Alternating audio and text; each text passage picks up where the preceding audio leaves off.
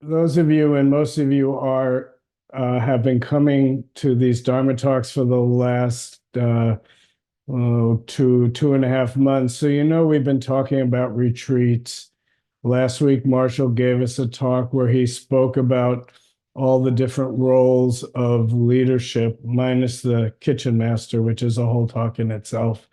But Marshall talked about the different jobs that people had.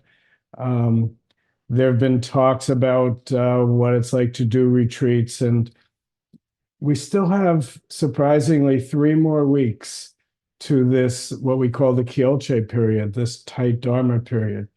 So I want to talk a little bit about the retreat that we just had and maybe a little bit about the meaning of retreat. And I also want to look in a little bit about, in terms of this long practice period that we've been following, and each of us has been on it, whether you know it or not. Um, Actually, Nancy, I'm looking at you. You're smiling, and I know you've just come back from Vietnam and you took a nice long trip to Vietnam. Well, that was part of your retreat. Okay, we got a thumbs up. So you had a good part of that retreat. For many people on the retreats, there's good parts and bad parts. We like the good parts, we don't like the bad parts, but very often the bad, whatever that actually means, is actually helps the deep create the deepest part of the retreat. Well, I thought what I would do is at the during the last sitting of the night of each day of retreat, I've gotten in the habit of reading some old Zen writings from the old Zen masters. And this retreat, I found myself reading the same poem 3 times. There was something about reading it, and I think I might have read it the first night, if I'm not mistaken. And honestly, it's a very famous Zen poem. But in a funny way, it was brand new to me. And I've read it before and I know about it. And I'm going to read it with the title, The Coincidence of Opposites. But I believe it's also known in Japan as the Sandokai. And it's a very famous Zen poem. And I'm going to start off with it so those of you who heard it during the retreat can be reminded. Um, those of you who weren't on the retreat, you'll get a chance to hear it. And I likely am going to resist doing much commentary on it. I feel very humble in the face of this poem. I'm still working on it myself. I've been reading it over and over, and I'm still working on it. So I may have a few things to say. I may just go on to a couple of other points that I want to make. It'll take, I don't know, maybe 5 minutes to read this poem. So it's called The Coincidence of Opposites. It was written by someone named Shih T'ou, who was very famous in the Zen tradition, and he lived between 700 and 790. It's said that out of his lineage, of his disciples going forth, now you can trace him back through the Soto Zen line in Japan and the Soto Zen line in China. This is before there was the sectarian splitting. It's at a time where there was a lot of cross-fertilization, and Zen was really coming into its golden age. And what I read about this poem, which especially speaks to me, is it's one of the pivotal points in the history of Zen where Taoism and Buddhism are coming together and really becoming what we now think of as Zen. So it has a lot of Taoism in it, which is probably one reason that it speaks to me personally. So, okay, I'm going to read it now. The Coincidence of Opposites by Shih T'ou. The mind of the great sage of India was intimately conveyed from west to east. Though people may be sharp-witted or dull, there is no north and no south in the way. The deep spring sparkles in the pure light, its branches streaming through the darkness.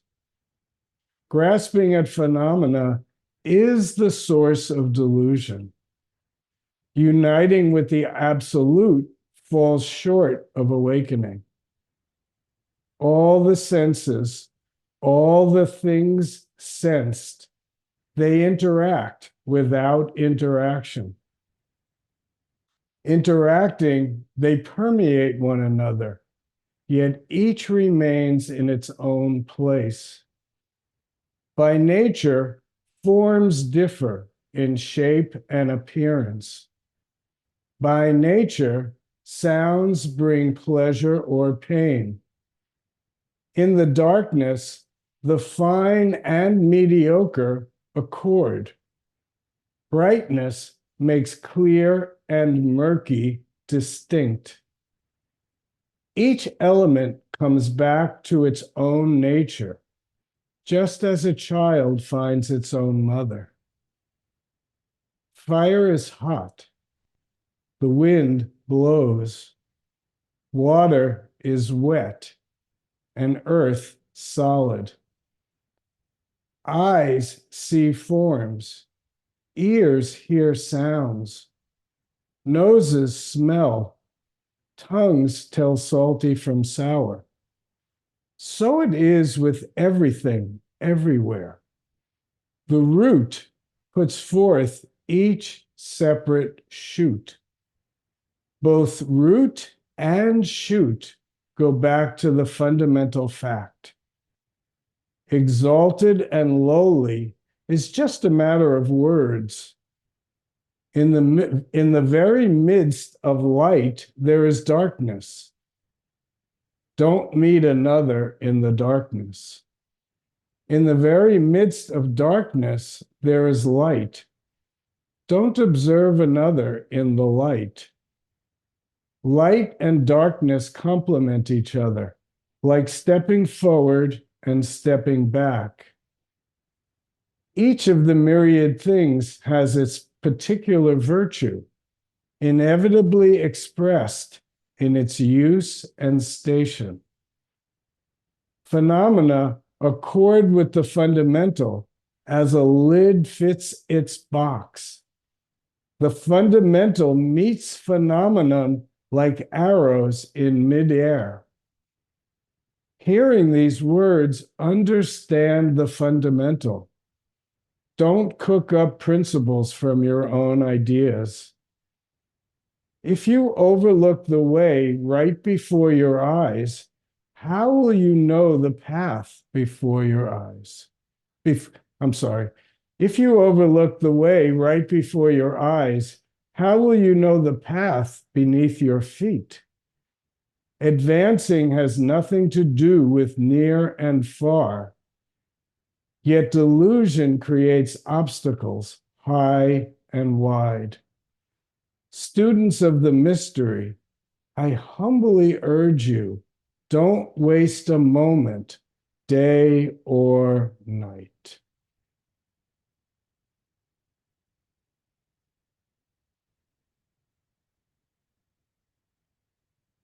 So just to repeat that ending, don't waste a moment, day or night.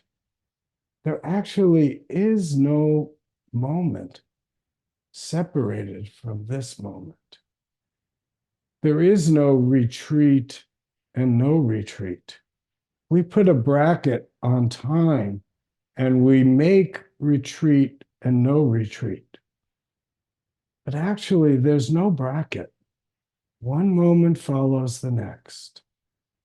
Before the retreat, we had the anticipation of what it would be like on retreat.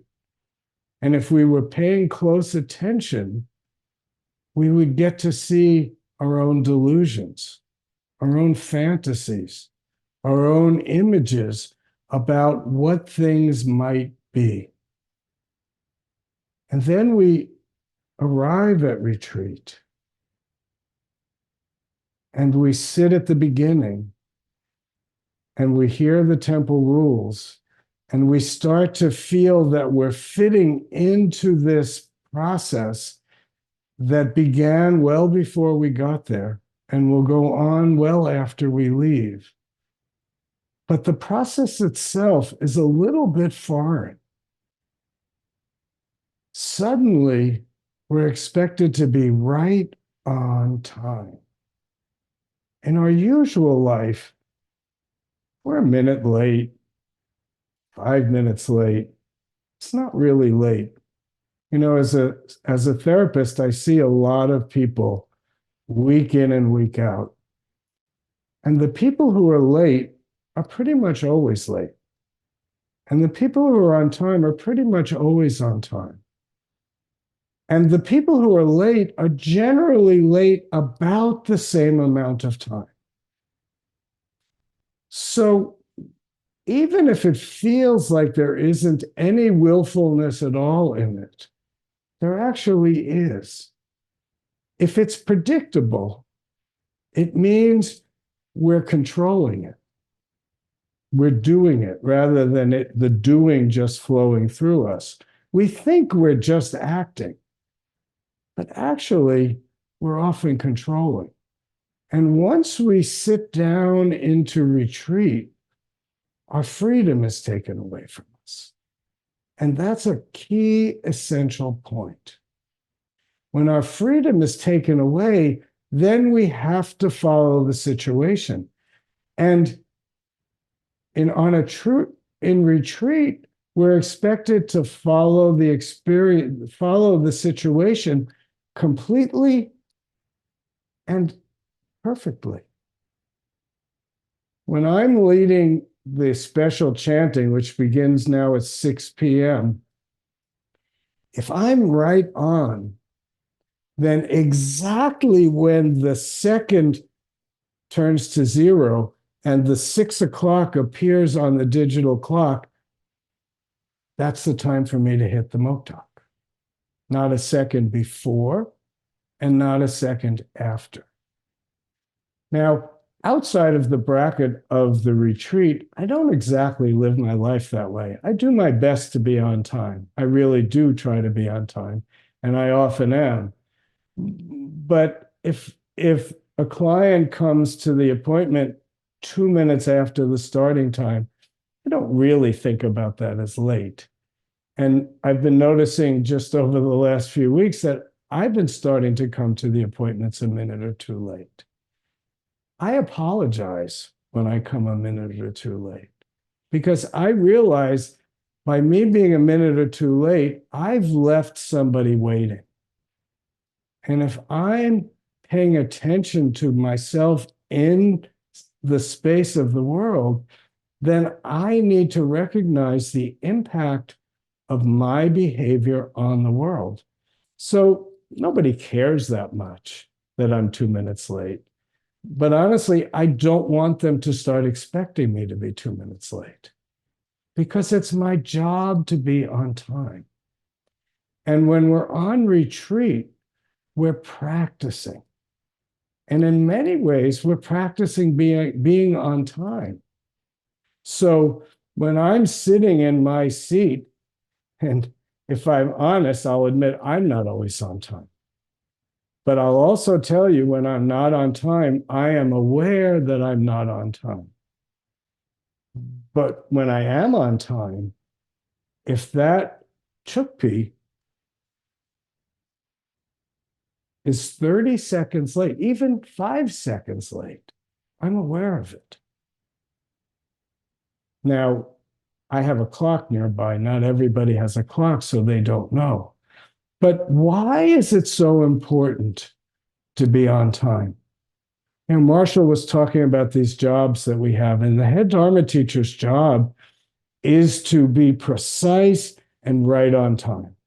No head Dharma teacher does it completely or doesn't succeed every single time. It's not really about success or failure, but it is about the effort and the awareness of what it is I'm supposed to be doing right now. And on retreat, everything is observed. Everything. And the beauty of retreat is we sit with our minds and sit with ourselves. So the poem I read starts off on the first line. It says, "The mind of the great sage of India was intimately conveyed from west to east." Honestly, since we're not in the year 700, but we're in the year 2024, do the math. That's a long time ago. 1,300 years ago, somewhere between 12 and 1,300 years ago. And we're still listening to the wisdom. So we said the mind of the great sage went from west to east, and then again from east to west. And then it goes on to say, and this is a historical allusion. Sorry, it gets complicated to move back between screens. It also says, the next lines say, though people may be sharp-witted or dull, there is no north or south in the way. If I have my story right, that line refers to the sixth patriarch when he first went to the monastery. And he was illiterate, and he was called an ignorant barbarian. And he responded in the great way, there is no wisdom, there is no north, there is no south.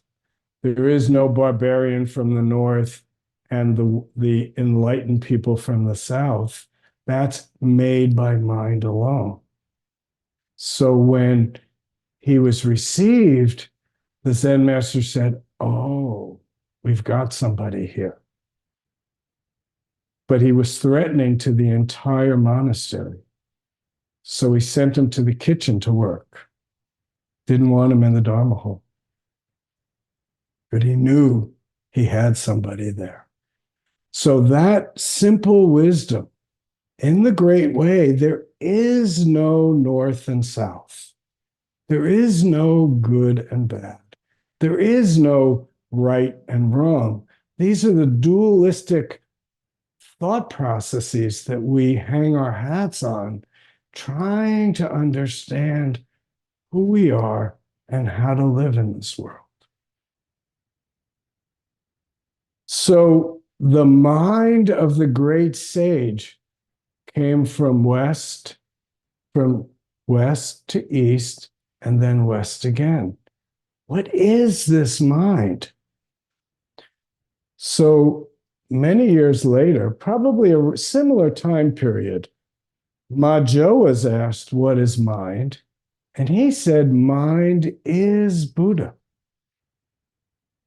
So this mind, which is Buddha, went from west to east, and back west again. This mind, which is Buddha, is the offering of Zen. Can we taste it? Is our tongue sour or sweet? Do we like it or not like it? It's human to make opposites and have feelings. But are you aware of them? Are you present for them? Are you taking it in on retreat? Our entire job is to be present for the expression of mind. And we don't even know what it is. If our eyes aren't working clearly, we can't see the path beneath our feet. Of course, our eyes are not always working clearly. But can we wake up when we recognize the delusions that are blocking our view? So I said Ma Zhou responded to what is Buddha? Mind is Buddha. Well, this statement got around the monastery. And in the time in China, it wasn't just the monastery, because the monastics traveled from teacher to teacher, gleaning what they could glean and moving on. So this teaching became very big in China in the monastic scene. Mind is Buddha. So apparently 10 years later, somebody asked Ma Zhou, what is Buddha? And this time he responded, no mind, no Buddha. Everybody became too infatuated with mind is Buddha. And as soon as you become infatuated with a concept, you make it into an object and you reify it, and then you leave things out. So Ma Zhou had to make things more clear when he said, no mind, no Buddha. He brought everybody back to not knowing. Oh, I thought mind was Buddha. Now he's saying no mind, no Buddha. What is that? And that is the point. Our practice has to shake us up. It has to take us out of our comfort zone and bring us face to face with this moment. So the schedule is a bit oppressive. It's pushing at us. Get there, get there. Damn it, I'm late. Get there, get there. We get to witness it. We get to put more effort into it. So when Ma Zhou says no mind, no Buddha, he muddies the water again.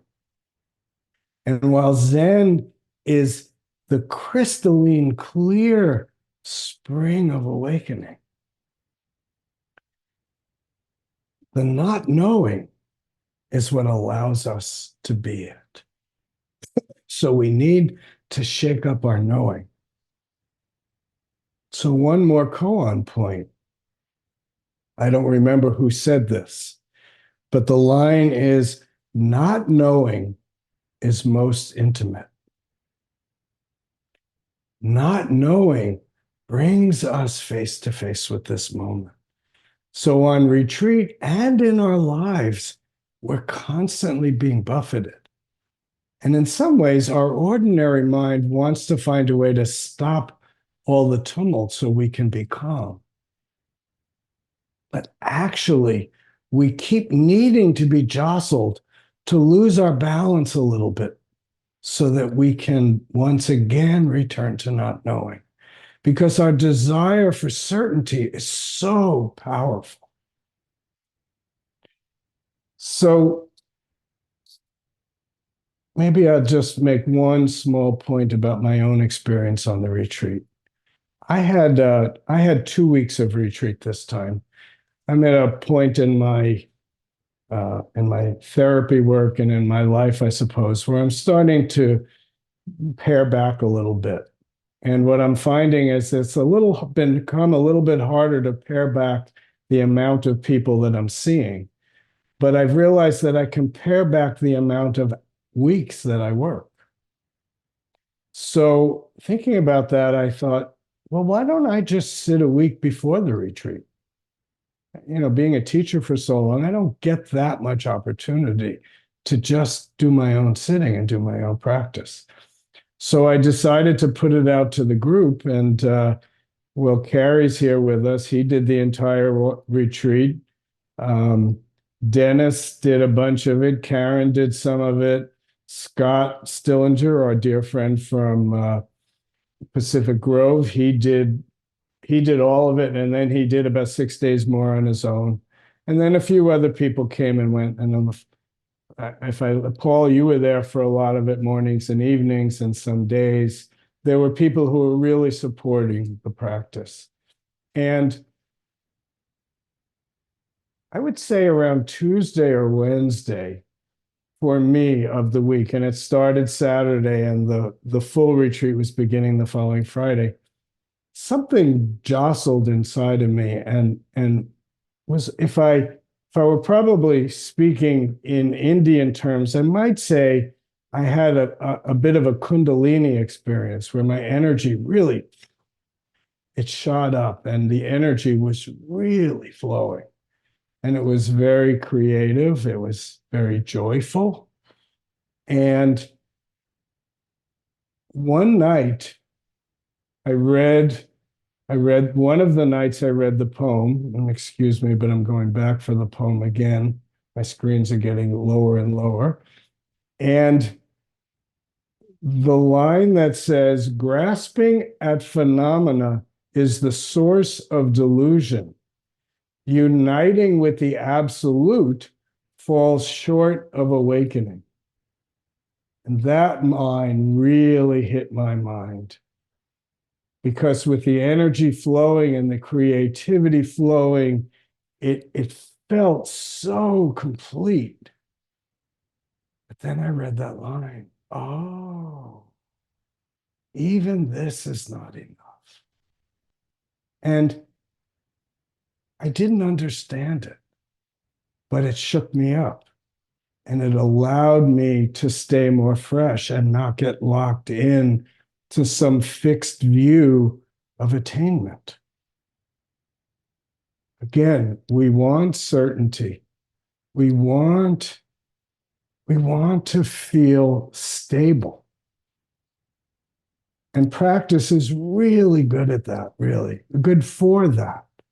To really breathe, this breathing down to our lower abdomen, this sense of a foundational grounding in our lower abdomen, in our tangen, in our center, in our hara. There's a million words for it, names we give it.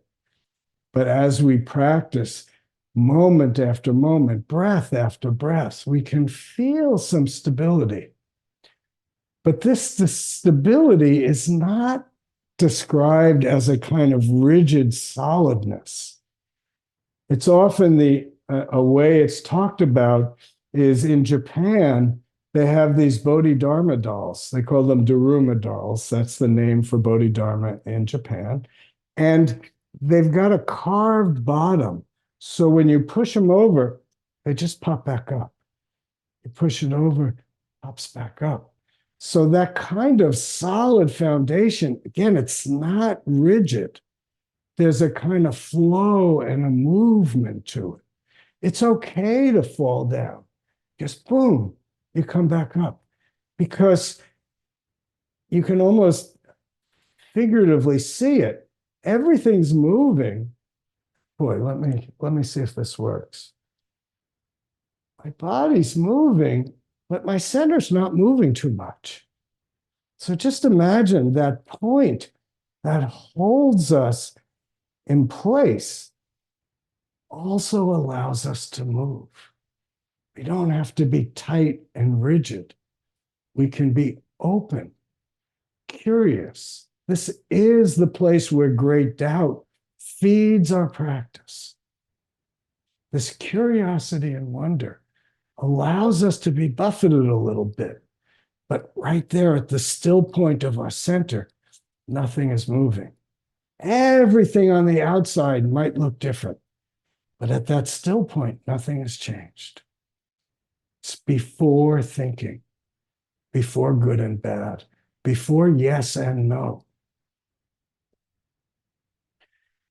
So when we finish the retreat, we always have a circle talk.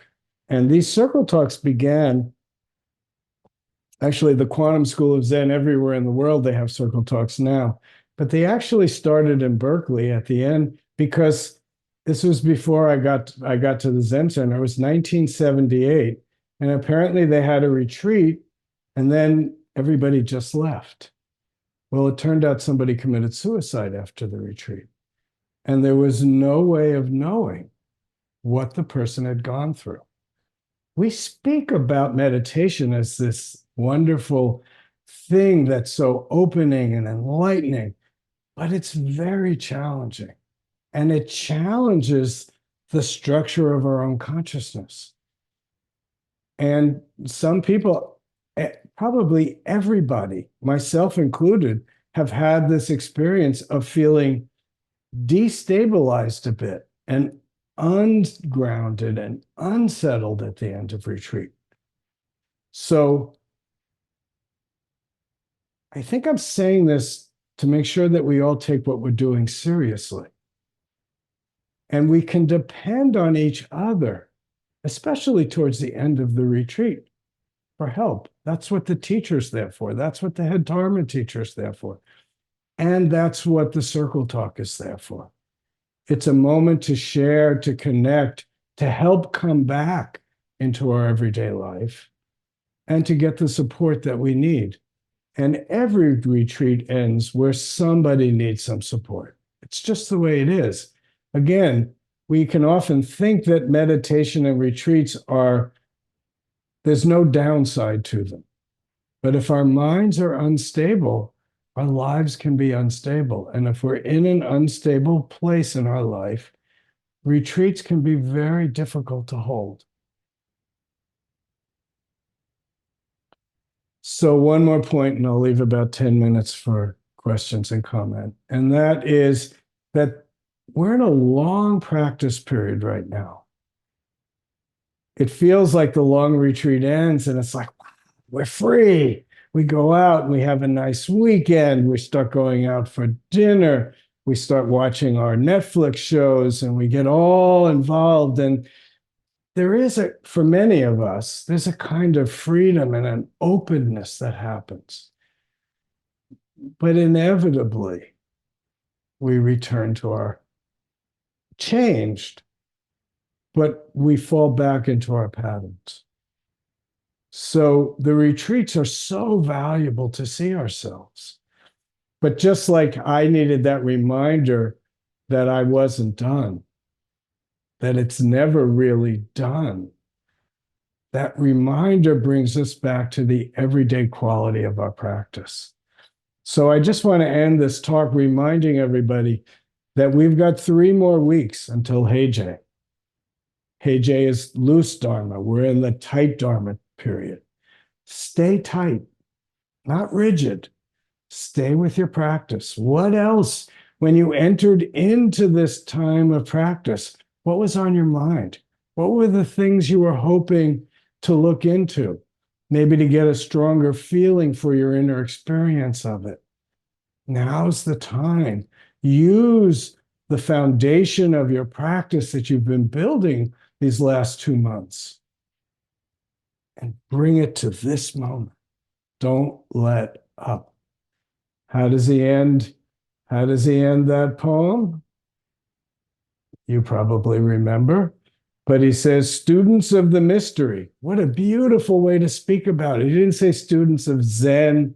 He didn't say quantum Zen students. He said students of the mystery.